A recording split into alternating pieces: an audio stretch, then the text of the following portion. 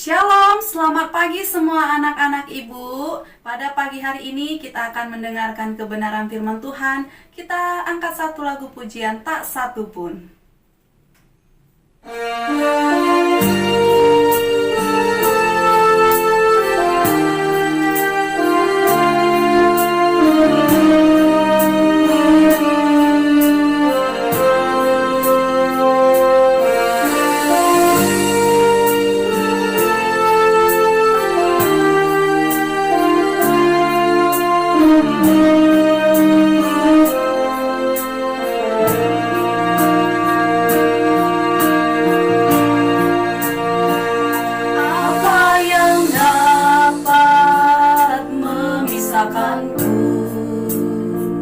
Dari kasih-Mu Tuhan sahabatku, kelaparan-Kah, ketelanjangan-Kah, tak satu pun, tak satu pun. Apa yang dapat memisahkanku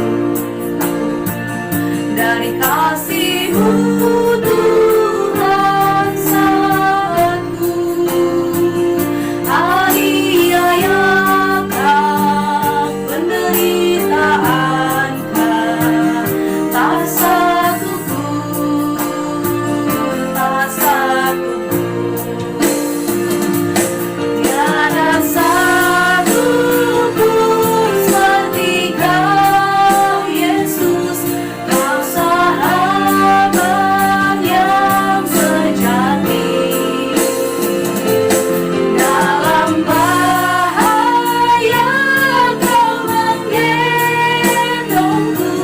Engkau Yesus sahabatku.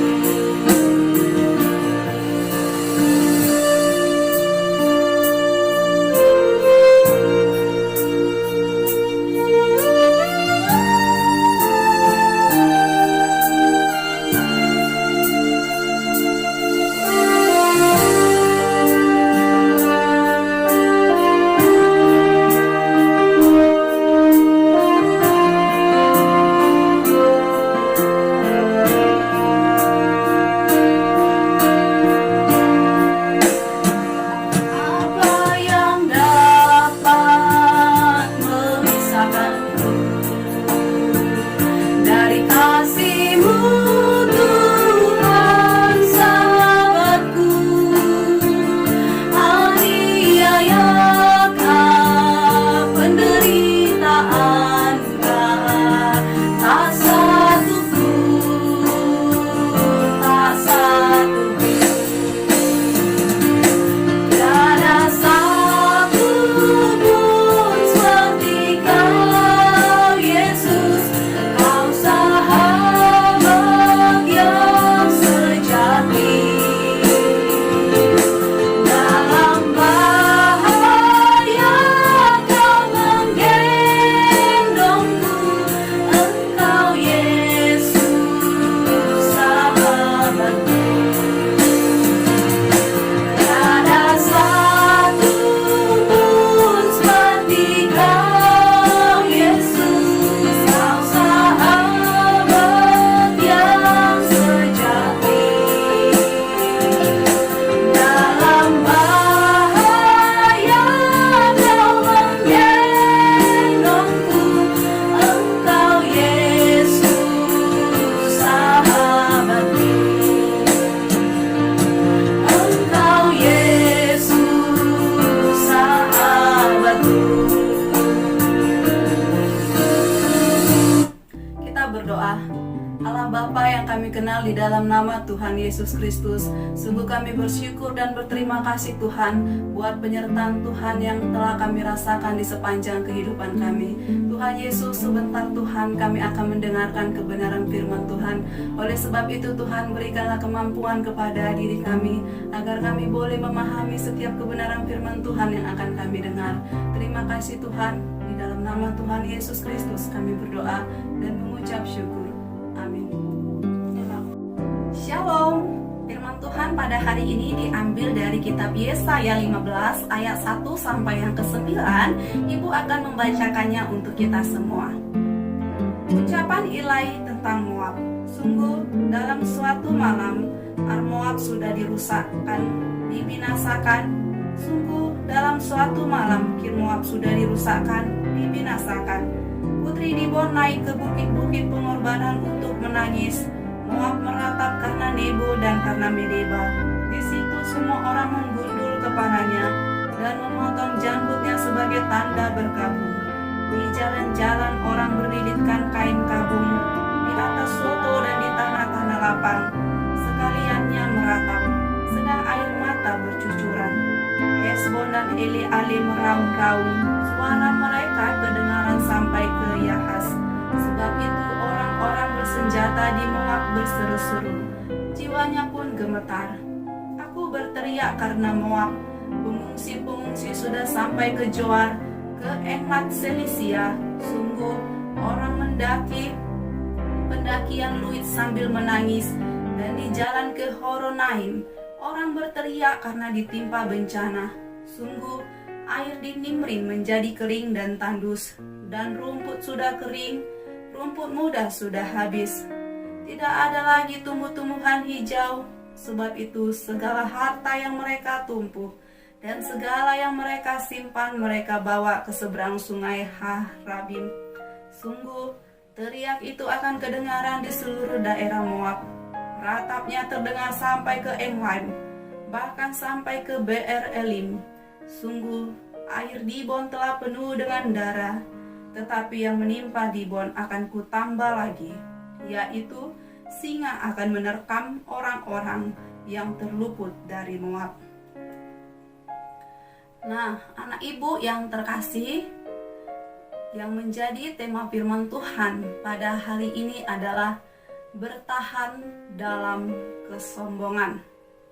Nah, anak-anak, Moab memiliki kedekatan dengan Israel karena Moab adalah keturunan Lot. Itu berarti Moab tidak hanya mengenal hukum Israel, tetapi juga Allah Israel. Pertanyaannya, mengapa Allah menghukum Moab? Allah mengizinkan Asyur menghancurkan dua kota paling penting di Moab, yaitu Armoab dan Kirmoab. Dalam satu malam, kedua kota itu dihancurkan, dan penduduknya berlarian karena tidak bisa menyelamatkan diri. Siapa yang mampu menolong mereka? Hal ini terjadi dikarenakan orang Moab pergi ke bukit-bukit penyembahan untuk menyembah dewa-dewi sembahan mereka di Dibon. Padahal berhala itu hanya diam dan tidak mampu berbuat apa-apa. Tindakan mereka itu membuat Allah makin murka atau marah. Nah, anak-anak ibu, jeritan dan pergabungan terdengar di seluruh kota. Tentara yang gagah sekalipun tak mampu bertindak atas segala penderitaan yang terjadi. Bahkan Yesaya sendiri menjerit karena tak sanggup menyaksikannya. Dalam situasi tanpa arah dan pegangan itu, penduduk mendapatkan tempat berlindung. Allah bukan tidak pernah memberikan peringatan kepada Moab agar segera bertobat dan menanggalkan kesombongannya, lalu berpaling kepada Allah dan menyembahnya. Ada keselamatan melalui tahta Daud. Nah, anak-anak, rencana Allah untuk menyelamatkan Moab dari kebinasaan bukan tidak pernah disampaikan Nabi kepada mereka. Karena kesombongan mereka tidak mau mendengarkan dan tunduk kepada perkataan Allah. Peristiwa kehancuran Moab membuktikan bahwa Allah tidak kompromi terhadap umat yang menyembah berhala. Tetapi melalui Mesias, Allah menyediakan keselamatan bagi mereka yang mau bertobat dan setia kepadanya. Nah, anak-anak ibu yang terkasih, perlu kita ketahui bahwa Allah bisa saja melakukan hal yang sama kepada kita jika kita tidak mengikuti kehendaknya dan rencananya. Apabila ada di antara kita yang lebih mengandalkan kekuatan, kepintaran, kelebihan secara fisik maupun jabatan, marilah segera bertobat. Sikap seperti itu menunjukkan bahwa kita menganggap Allah tidak berbuat apa-apa dan tidak ikut campur atas hidup kita. Oleh sebab itu, hendaklah kita tidak bertahan dalam kesombongan. Dan kita meminta pertolongan Tuhan agar Tuhan menolong kita, menolong hidup kita untuk tidak sombong. Demikianlah firman Tuhan yang boleh Ibu sampaikan pada pagi hari ini. Semoga kita mendengarkan firman Tuhan diberkati. Kita bersatu di dalam doa. Allah Bapa yang kami sembah dan kami muliakan, sungguh kami bersyukur Tuhan buat firman Tuhan yang boleh kami baca dan kami renungkan pada pagi hari ini Tuhan. Oleh sebab itu Tuhan, biarlah Tuhan kiranya Engkau memberikan kemampuan kepada diri kami ini, agar kami tidak hanya saja menjadi pendengar firman, tetapi juga kami dapat melakukan firman Tuhan di dalam kehidupan kami.